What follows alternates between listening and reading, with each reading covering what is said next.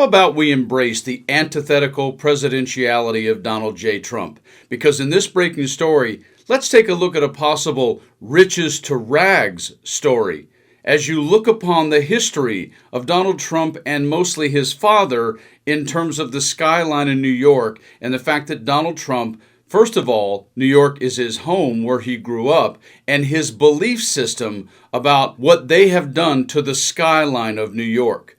This. He may not be Rembrandt, but don't tell him that. Yep, the president himself drew this sketch of the New York City skyline. How do we know for sure? That's Trump Tower smack in the middle, larger than any other skyscraper depicted.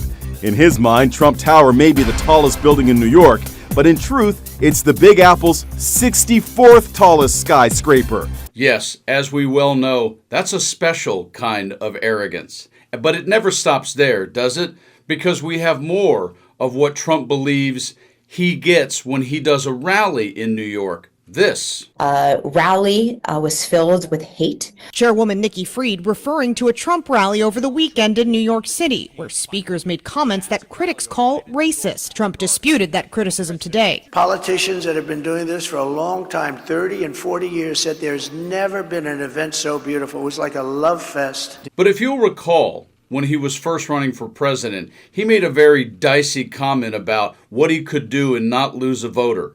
And it makes you wonder how that resonates with New Yorkers today. Remember this? Did you ever see that? Where I could stand in the middle of Fifth Avenue and shoot somebody and I wouldn't lose any voters, okay? It's like incredible.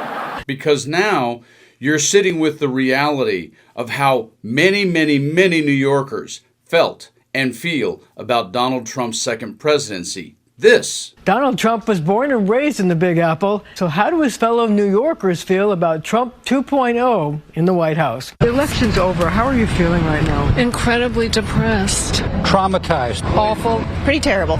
No comment. Heartbroken, astonished, extremely unhappy.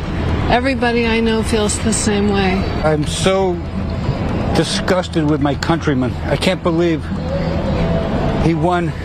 And not only that, I can't believe he won by a margin of, 5 million in the popular vote? I mean, that's ridiculous. There's something wrong with this country. So what do you think the election was about? Brass tacks, racism, and misogyny. But as we all know, New Yorkers are not only resilient, they will tell you exactly how they feel.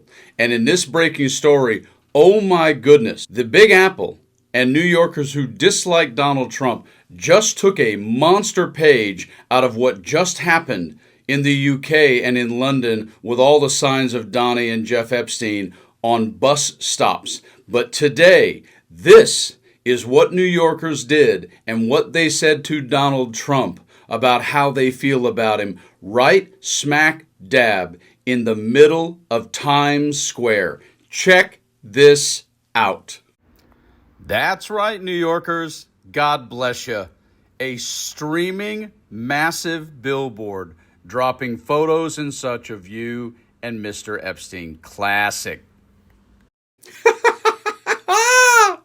Oh my goodness. How classic New York is that right there? Yeah, if you can make it here, you can make it anywhere. Right, Donald? Except, you left New York. You left New York a long time ago in so many ways, and yet you still believe they love you. Probably not so much. I mean, you're very proud of the Trump name on so many buildings, and you write skylines, and yet that may be the most classic Trump on the side of a building in the history of Manhattan. And it makes me want to think about you and being the apprentice boss, right? Because at this particular moment, I kind of think that if you were on The Apprentice and that was your job, you might hear this from you.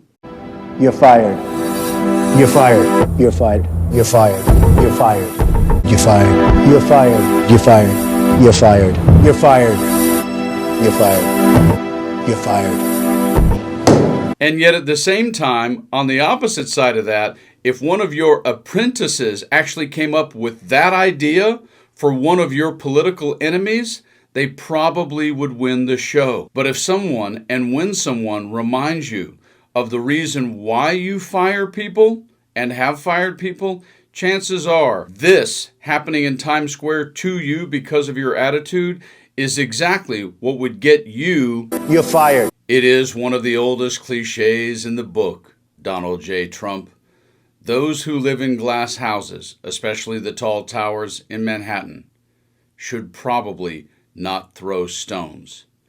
And you have been throwing stones your entire life, and especially over the last 10 years. And oh my, have the chickens in Manhattan come home to roost.